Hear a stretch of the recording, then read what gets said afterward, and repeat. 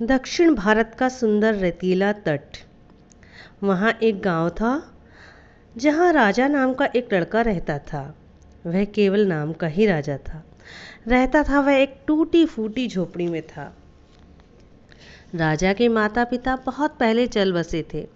राजा के पास मछली पकड़ने का एक पुराना जाल था जिसकी वह हमेशा मरम्मत किया करता था।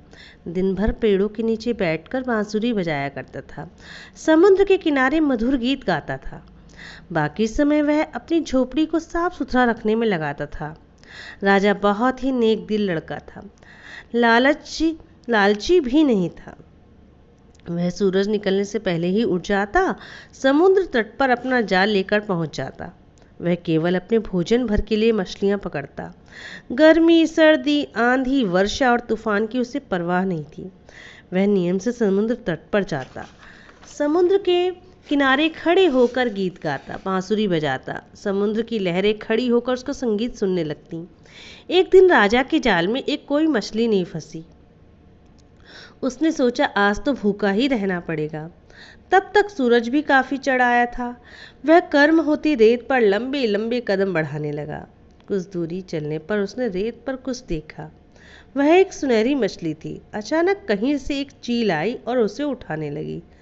तभी राजा ने भी एक क्षण गंवाए बिना उस मछली को हाथों से उठाया। वह तेजी से समुद्र की ओर भागा। वहां पहुंचकर उसने मछली को समुद्र में छोड़ दिया।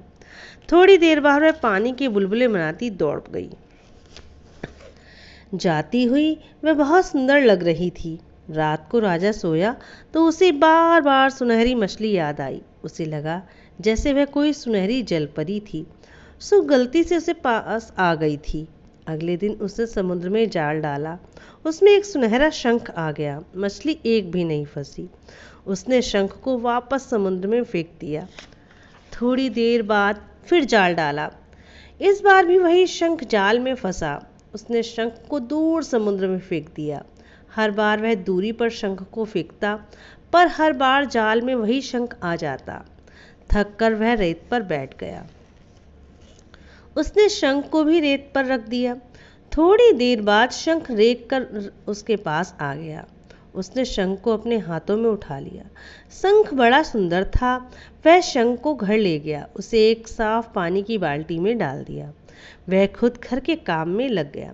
धीरे धीरे रात घिरने लगी। उसने सोचा आज तो कुछ पकाया ही नहीं, लेकिन ज्यों ही वह पलटा तो हैरान हो गया। सामने धरती पर सुंदर दरी बिछी हुई थी। उस पर तरह तरह के पकवान थे। उसे लगा शायद वह कोई सपना देख रहा है। उसने उसको अपनी आंखों पर इतनी जोर से रगड़ा कि वह लाल हो गई। उसने इधर उधर देखा। घर भी उसका था, सामने ही उसके कपड़े और जाल टंगा हुआ था। उसकी भूख कई गुना बढ़ गई। वह सब कुछ भूलकर खाना खाने बैठ गया। अब हर रोज यही होने लगा। जब वह समुद्र से लौटता तो उसे पका पकाया खाना तैयार मिलता। यह खाना कहाँ से आता है, कौन लाता है, कौन पकाता है? लाख कोशिशों के बाद भी उसे पता ना चल सका। आसपास कोई घर भी नहीं था जो उसको खाना देता। इस पहेली को जानने के लिए उसने एक योजना बनाई। अगली सुबह वह अपना जाल लेकर निकल पड़ा। समुद्र तट पर न जाकर वह आसपास कहीं छिप गया। वहां से समुद्र की से झोपड़ी की खिड़की साफ दिखाई देती थी। थोड़ी देर में उसने देखा उसके घर की सफाई कोई सुंदर परी कर रही है। वह गुनगुनाते हुए हर वस्तु को करीने से लगाती। जल्द ही सफाई का काम खत्म कर वह खाना बनाया, पकवानों को दरी पर सजाया, फिर उसके फटे पुराने कपड़ों को मरम्मत के काम में जुट गई। मौका देखकर राजा दबे पांव झोपड़ी के भीतर आया। उसने उसके दोनों कंधों पर हाथ रखा और पूछा कि वह कौन है और वह यहाँ क्या काम कर रही है। राजा के छूते ही परी के दोनों पंख उससे अलग हो गए। वह एक सुंदर लड़की में बदल गई। राजा ने पूछा उसका नाम क्या है, क्या वह गलती से यहाँ आ गई है? लड़की ने सिर झुका लिया, बोली मेरा नाम शंखपरी है, मैं उस शंख में रहती हूँ। उसने पास पड़े सुनहरी शंख की ओर इशारा किया। राजा ने हैरानी से शंख की ओर देखा। परी बोली मेरा घर समुद्र के किनारे दूसरे किनारे पर स्थित है। तुम्हारी बांसुरी के सुर समुद्र की लहरों पर सवार होकर मुझ तक पहुँचते थे। मैं खुशी से झूम उठती थी और एक छोटी मछली का रूप धारण कर तुम्हारे पास आया करती थी। मैं वही छोटी सुनहरी मछली हूँ जिसे तुमने रेत में से उठाकर वापस समुद्र में डाला था। हुआ यूं कि मैं तुम्हारे पास आ रही थी, तभी एक चील झपट्टा मारकर मुझे ले उड़ी। थोड़ी देर में ही मैं उसके पंजे से छूट गई। छूटते ही गर्म रेत पर गिर पड़ी। शंख के बिना मैं अपना रूप नहीं बदल सकती थी। यह शंख मुझे मेरी माँ ने दिया है। वह इस समुद्र की रानी है। इस शंख के पास रहकर मैं कोई भी रूप धारण कर सकती हूँ। पर हाँ, तुम मुझे फिर कभी नहीं छूना। तुम जहाँ भी छुओगे मेरे शरीर का वह भाग कटकर गिर जाएगा। मेरी माँ की आज्ञा के बिना कोई मनुष्य मुझे छू नहीं सकता। पर तुम यहाँ क्यों आई हो? चलो मैं तुम्हें समुद्र में छोड़ दूँ। अब तुम शंख में चली जाओ, राजा ने कहा। वह उदास हो गई। थोड़ी देर चुप रहने पर परी बोली, मेरी विनती है कि तुम मुझे अपने पास ही रहने दो। मैं हर रोज़ तुम्हारे गीत और बांसुरी का संगीत सुनना चाहती हूँ। मैं तुम्हारे जीवन की खुशियों में को चार चांद लगा देना चाहती हूँ। राजा यह सुनकर बहुत प्रसन्न हुआ। दोनों ने बाग में सुंदर सुंदर फूल चुनकर झोपड़ी को सजाया। राजा ने अपने हाथों से शंख परी के लिए फूलों का बिस्तर तैयार किया। अब परी गहरी नींद में सोती तो भी उसके चेहरे पर मुस्कान रहती।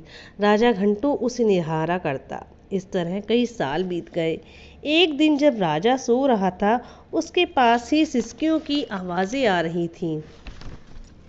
उसने देखा, वह चौंक कर उठ बैठा। उसने देखा शंख परी रो रही है। उसके आंसू नीचे रखे एक पात्र को तेजी से भरते जा रहे हैं। वह उसके पास गया और उसके रोने का कारण पूछा। शंख परी ने बताया, हमारे सिपाही मुझे ढूंढते ढूंढते यहाँ आ पहुँचे हैं। आखिर मैं कितने दिन तक यहाँ छुपी रह सकती हूँ? कल सूरज के डूबने से पहले ही तुम्हें कोई ना कोई उपाय करना पड़ेगा, नहीं तो हमें हमेशा के लिए अलग कर दिया जाएगा। यदि मेरी माँ को गुस्सा आ गया तो धरती का सारा पानी समुद्र में समा जाएगा। संसार में अकाल पड़ जाएगा। राजा बड़ा दुखी हुआ। उसने कहा, तुम जलपरियों की राजकुमारी हो, वह तुम्हारी माँ है। तुम मुझे जो उपाय बताओगी मैं करूँगा, पर अब मैं तुमसे अलग नहीं रह सकता। शंख परी ने कहा, इसके लिए तुम्हें लंबी यात्रा करनी होगी। तुम्हें समुद्र के दूसरे छोर के पास सुनहरे टापू पर पहुंचना होगा। उसी टापू के नीचे समुद्र में हमारा महल है, जहां सातों सागरों की महारानी रहती है। तुम्हें वहां पहुंचने में कोई कठिनाई का सामना करना पड़ेगा। यदि तुम वहां पहुंचकर मेरी माँ को मनाने में सफल हो गए तो हम हमेशा के लिए एक हो जाएंगे। यदि हमारी शादी हो गई तो धरती पर हमेशा सुख की बारिश होगी। तुम झोपड़ी के चारों ओर मेरे इन आंसुओं का छिड़काव कर दो। इससे मेरी माँ के सिपाही मुझ तक नहीं पहुँच पाएंगे। केवल मेरी माँ ही मुझे दंड दे पाएगी। यदि समुद्र ने इस झोपड़ी को वहाँ ले जाने का प्रयास किया तो वह सफल नहीं होगा। इन आंसुओं से उसका सारा पानी खारा हो जाएगा।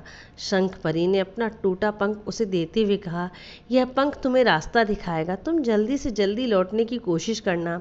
मैं यहीं तुम्हारा इंतज़ार करूंगी। परी ने कहा।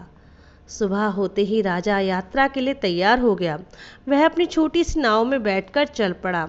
वह थोड़ी दूर ही पहुंचा था कि समुद्र की लहरों ने उसकी नाव उलटने की कोशिश शुरू कर दी। चारों ओर बादल छा गए, लेकिन राजा बिल्कुल नहीं घबराया।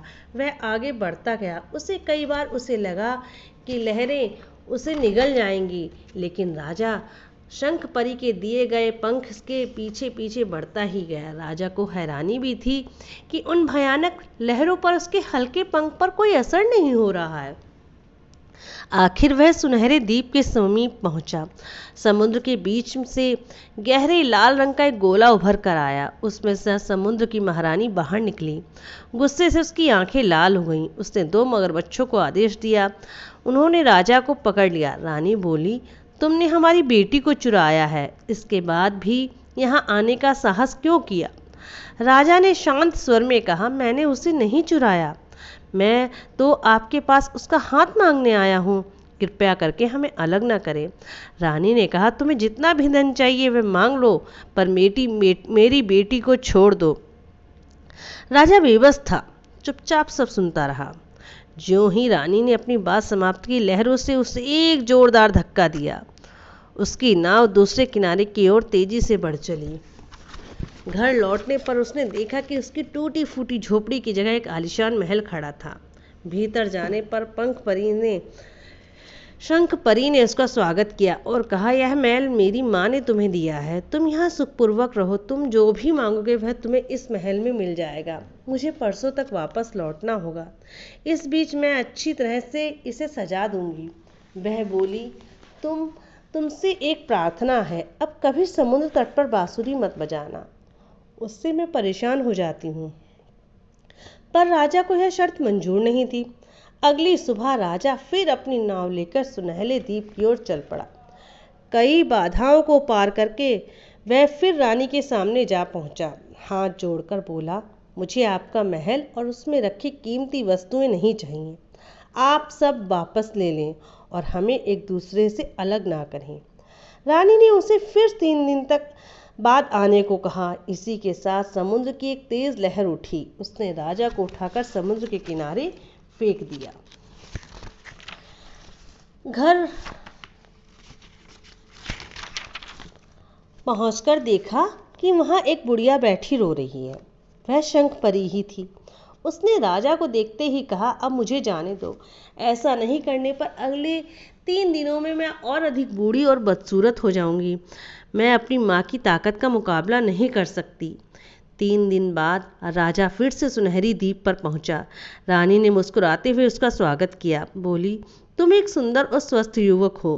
तुमने मेरी बेटी की असली आयु को जान लिया। अब तुम्हें उसका विचार छोड़ देना चाहिए। तुम साहसी और ईमानदार हो, इसलिए मैं तुमसे प्रसन्न हूँ। तुम चाहो तो मेरे राज्य की किसी भी जलपरी से विवाह कर सकते हो। इतना कहते ही रानी ने हाथ हिलाया और सैकड़ों सुंदर और जलपरियां उसके सामने आ खड़ी हुईं। राजा ने उनकी ओर आंख उठाकर भी नहीं देखा। वह बोला, मुझे शंख परी के अलावा और कुछ नहीं चाहिए। मुझे इससे कोई फर्क नहीं पड़ता कि वह कैसी दिखाई देती है या उसकी आयु कितनी है। हम दोनों एक साथ रहना चाहते हैं। रानी गुस्से में बोली, यह मत सोचो कि तुम मेरी बेटी को छीनकर यहाँ से जीवित वापस लौट जाओगे। उसने अपने पहरेदारों को उसे पकड़ने का आदेश दिया। 2 मगरमच्छों ने तुरंत उसे जंजीरों से बांध दिया। रानी के इशारे पर काली काली लहरों के कोड़े उसके शरीर पर पड़ने लगे। राजा दर्द से तड़प उठा और बोला, आप कितनी भी बेरहमी से मुझे पीटो, मैं शंखपरी के बदले दुनिया की कोई भी वस्तु स्वीकार नहीं करूंगा। तुम्हारा सारा राजपाट भी मेरे विचार को नहीं बदल सकता। यह सुनकर रानी बड़ी हैरान हुई। उसने लहरों को रोकने का संकेत दिया। राजा के बंधन खोल दिए गए। रानी ने मुस्कुराते हुए उसे बधाई दी। फिर बोली, तुम्हारे साहस और प्रेम के कारण मैं अपनी बेटी का विवाह तुम्हारे साथ करने को तैयार हूँ। रानी ने उसे एक बड़ा सा मोती दिया। फिर उससे कहा, अब तुम घर जाओ, शंख परी तुम्हारा इंतजार कर रही है। इतना कहते ही वहाँ ठंडी हवा बहने लगी। वह उस पर सवार होकर घर लौट आया। मोती उसके हाथ में ही था। मोती का प्रकाश शंख परी के चेहरे पर पड़ गया। वह पहले ही की तरह खूबसूरत युवती बन गई। मोती से भी अधिक चमक उसके चेहरे पर दिखाई दे रही थी। तब से दोनों एक सुंदर महल में सुखपूर्वक रहने लगे। आज भी वे हर रोज समुद्र के किनारे जाते हैं। राजा बांसुरी बजाता है, शंख परी मीठे मीठे गीत गाती है। उसका संदेश समुद्र की लहरें अपनी रानी तक ले जाती हैं। रानी रोज ही दोनों की कुशल मंगल जान लेती हैं। इस प्रकार इस लोक कथा का समापन हुआ। इस लोक कथा को मनोहर पुरी के द्वारा लिखा गया है। अगर आपको मेरे द्वारा लिखी हुई साहित्य से जुड़ी कहानियाँ और लोक कथाएँ पसंद आ रही हैं तो प्लीज़ मेरे चैनल को सब्सक्राइब और कमेंट ज़रूर करें। अपना इतना कीमती वक्त देने के लिए आपका बहुत बहुत धन्यवाद।